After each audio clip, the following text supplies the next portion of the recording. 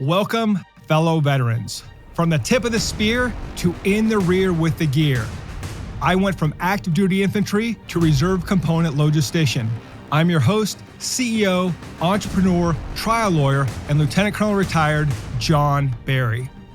The military lessons that I learned helped me grow an 8-figure business that has maintained consistent annual double-digit growth, landing on the Inc. 5000 list of fastest growing companies in America every year for the past 7 years, and has allowed me to continue to serve America's heroes. Welcome to episode 5. Hurry up and wait. Get there, get prepared, and be patient for the opportunity.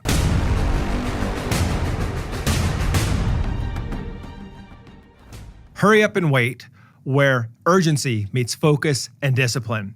You've probably heard that quote by Seneca, luck is what happens when preparation meets opportunity. But the senior leaders I met taught me that results are what happen when execution meets opportunity. Now, unfortunately for most of us, our first hurry up and wait experiences were awful. Think back to CIF, the Central Issue Facility. You showed up at the crack of dawn to wait in line for about an hour before it even opened, to wait in line to get gear that you were never going to use.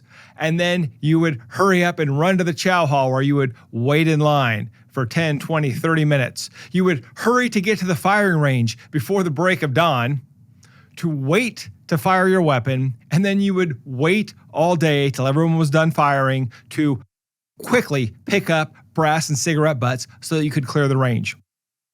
And of course, the line of departure. All the vehicles lined up, ready to go on to a mission 2 hours before we were ever going to LD.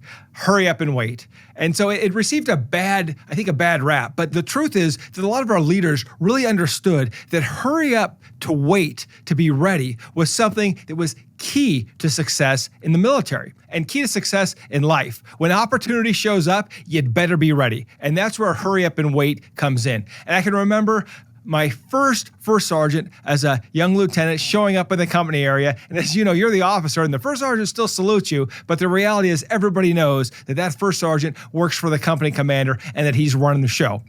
And I can remember hearing the first sergeant barking commands throughout the company area through puffs of cigarette. He would be so sweaty, just beads of sweat and urgency just dripping off his face as he moved quickly through the area. And he moved so fast that if he was coming up from behind you, you'd have boot marks on your back, unless, of course, you were the company commander. This first sergeant understood what it meant to hurry up and wait. And it didn't matter whether we were going to a briefing, going to a range. He made sure that we were there early and we were there prepared so that when it was time to train, we were ready to train. And it was all about being ready and not missing that opportunity. Now, in today's episode, I'm going to talk about hurry up and wait in hiring, hurry up and wait in marketing campaigns, and hurry up and wait in skills development. But first, I want to tell you another story about that first sergeant. On my first deployment to Bosnia, we were the infantry company in an armor task force. And about 5 hours after getting back from a patrol, I got called into the TOC, the Tactical Operations Center, and the task force commander was there. He said, "Barry, how fast can you get to Now, was the town that I was in charge of, that my platoon was in charge of." I said, "Well, sir," and at this point, I'm a little bit concerned because the task force commander's grilling me, and we'd already been chastised for speeding in our Humvees on patrols. I said, "Well, sir, at 50 kilometers an hour, it would take about 37 minutes. He said, "Barry, that's not what I asked. How quickly can you get there?" And what he was asking was, am I ready? And I'm thinking, we just got back in the gate. But that's not what he wanted to hear. And so I lied like any good lieutenant. "Sir, we're ready to go now." Fortunately, the first sergeant was in that meeting and he slipped out the back. I then received a briefing that some information had come down from Tuzla, Maine, that there was a war criminal in and there was a plan to extract that war criminal this afternoon. And they needed outer ring security. And so since we were the infantry platoon right there, they wanted us to go. And so as soon as I walked out of the TOC, my platoon sergeant was right there. He grabbed me, pulled me over to the Humvees. Every vehicle was lined up, running. I gave a quick brief. We did radio checks and we were out the gate. And as soon as we arrived and set up, we could hear the helicopters overhead, the unmarked vehicles came in through our entry point, and the extraction happened. And the point is, hurry up and wait is what got us through that mission. That as soon as the first sergeant knew that something was coming, he was getting the team ready to go. And of course, they had to wait for me to receive the brief, but we were ready to go.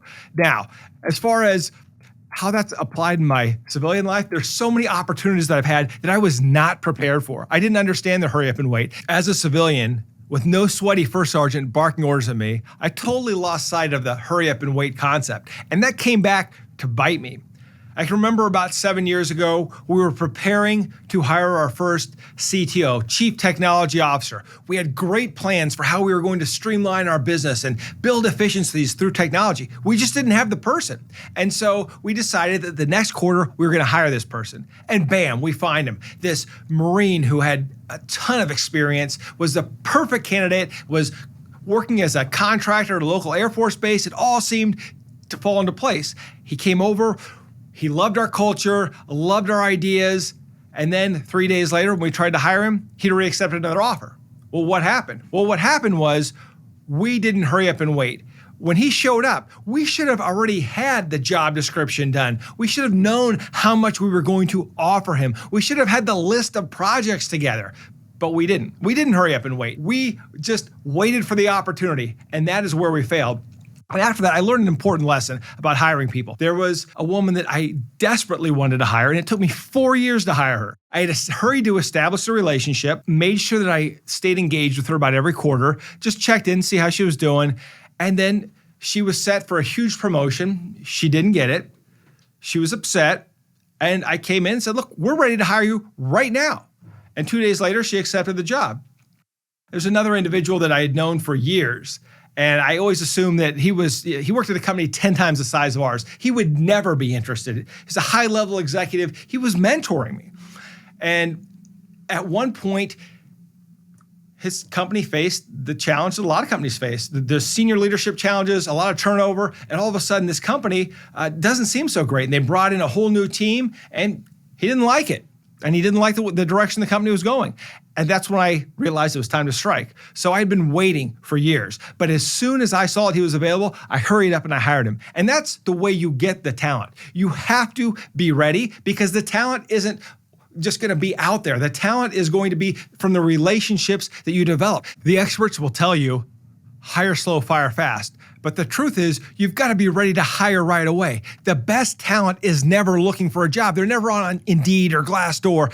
They are happy, they're satisfied, and it's the relationships you build with them that are going to create an opportunity later. But when that opportunity arrives, you would better have that job description. You better know how much you're going to pay them and be prepared to make an offer on the spot. Because believe me, if you want to hire them, so does everybody else. The next area where I totally failed to hurry up and wait was in a huge marketing campaign. Now, I spent a ton of money on this campaign. I thought it was a brilliant idea, and when it launched, we weren't getting new clients and I couldn't figure it out. So I immediately checked the phones and I'm expecting all these calls, sales, none of it happened. And so we started digging into the phone system and it turned out we were dropping 50% of the calls. That means 50% of the people who were calling our company, prospective new clients and old clients, weren't getting through. So this is a huge problem. So we had recently hired someone who had run a call center. And I asked her and I said, hey, what's going on here? She's like, well, we can't answer all the calls. We need an IVR. I'm like, what's an IVR? It's an interactive voice response. Okay, what that means is essentially someone's going to call and get a recording. And I didn't want that. I'm like, no, I don't want an IVR. She's like, this is the only way we're going to fix it. Fine, we'll put in the IVR. That's what we did. We put in the IVR and we were able to separate prospective clients from current clients. Unfortunately, when I did the analysis at the end of the week, we were still dropping 50%. But the sad thing was, this was 50% of prospective new clients. That means we were dropping half of our sales calls. And later I found out there's something called a data dip, where when someone calls in, the system can determine whether this is a new client or a current client and then send it to the right person on the phone. Now, we didn't know any of that. And so this whole marketing initiative absolutely failed. I failed to hurry up and wait. I was so excited to launch this new marketing campaign that I failed to have the operational patience to ensure our sales team was trained, to ensure that I understood the phone system, and to understand that the leaders understood the phone system well enough to identify problems. So understand that the hurry up and wait mentality that you learned at CIF, that was taught to you by your first sergeant, the experience throughout your entire military career has set you up for success.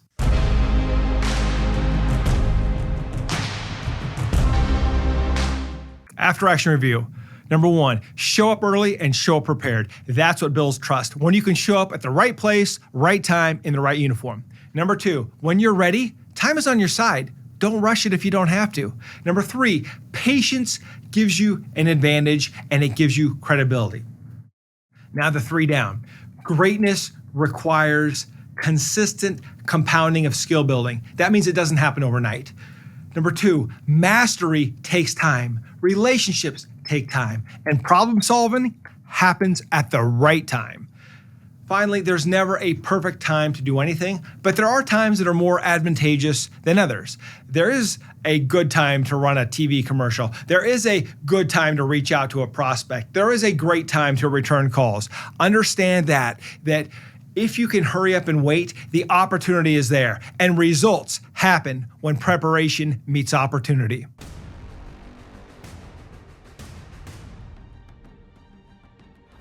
Thank you for joining us today on Veteran Led, where we pursue our mission of promoting veteran leadership in business, strengthening the veteran community, and getting veterans all of the benefits that they earned. If you know a leader who should be on the Veteran Led podcast, report to our online community by searching @Veteran Led on your favorite social channels and posting in the comments. We want to hear how your military challenges prepared you to lead your industry or community, and we will let the world know. And of course, hit subscribe and join me next time on Veteran Led.